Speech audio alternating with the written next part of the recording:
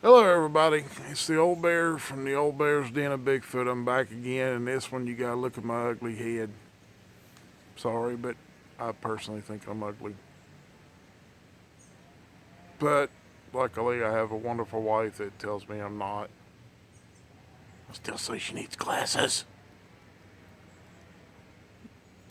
Anyway, this story comes from uh, Utah, and in Utah, there was a train engineer and a conductor, I guess you call him, or he was a second engineer, I don't know. But this story came to me because I talked to one train engineer or conductor, and he quit his job and became a truck driver. And he put me in touch with one of his buddies. And we talked about Bigfoot a little bit with this guy. He was telling me the story that he saw about Bigfoot because he had told his friend. So what happened was they were sitting on a side rail, waiting for another freight train to go through. And it'd been dark. They'd been sitting there probably an hour. And the only thing that was running was the diesel motor on the train. And they were sitting there just chit-chatting. Well, the engineer had to go out and go to the little boy's room. Uh, he had to go get rid of some fluid. That's what he said. And so, as he went out to go get rid of this fluid problem, he walked over to the edge of the gravel that is always beside the rails and went to go use the restroom. So he went and used the restroom, and when he got done, he turned around to go back and climb on the engine. And as he was climbing back on the engine, he looked down the train and there was something standing there. Something.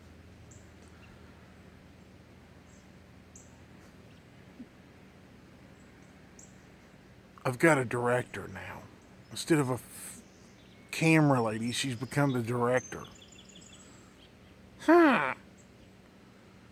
Anyway, stop. She's laughing at me.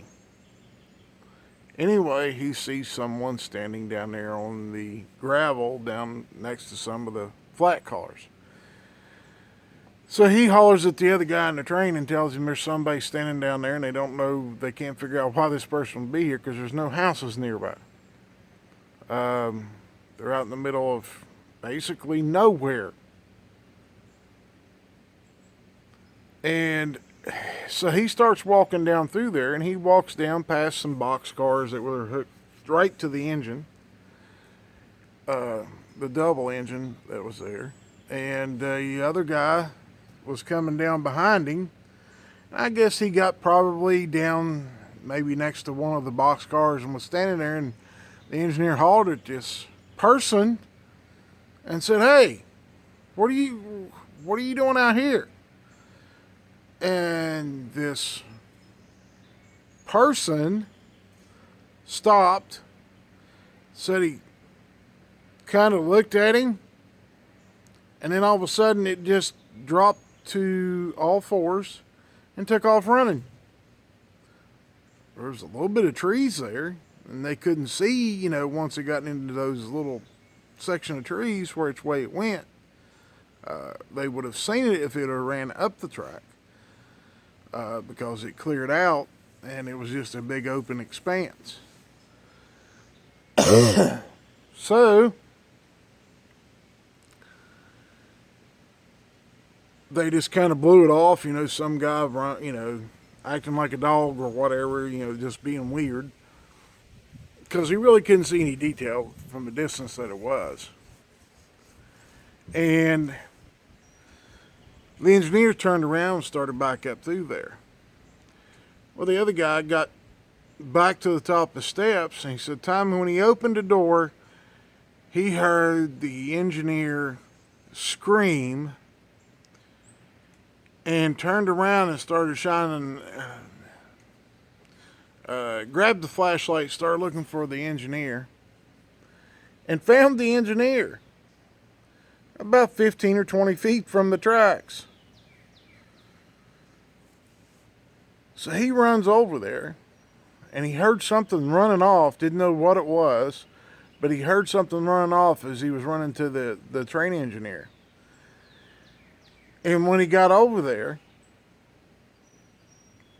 he said, what are you doing over here? How'd you get over here? You know, he's asking him a million questions, and he's like,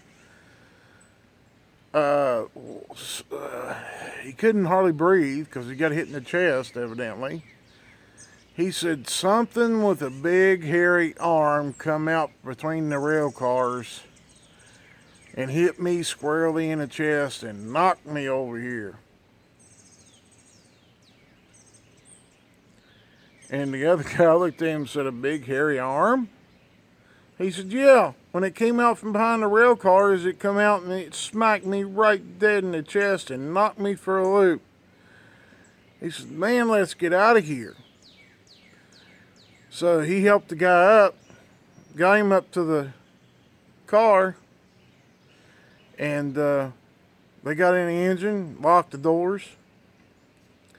He had a few scrapes and bruises and a few cuts on his arms, you know, where he got knocked through the gravel and fell down and got knocked down, you know. And other than that, that's all that happened to him. They didn't really get to see the second one. So I'm thinking possibly 2 juvenile males playing around, playing hide and seek or something of that nature. Possibility. Anyway, they were having fun and the engineer paid for it. Not too much, but just a little bit. So that's your second story for the rail cars. People like to hear about trains and Bigfoot. We got you too. Might have some more in the future. If you got any stories, send them to me through my email, oldbearsden2019@gmail.com. We love you guys. We'll see you on the next one. Bye-bye.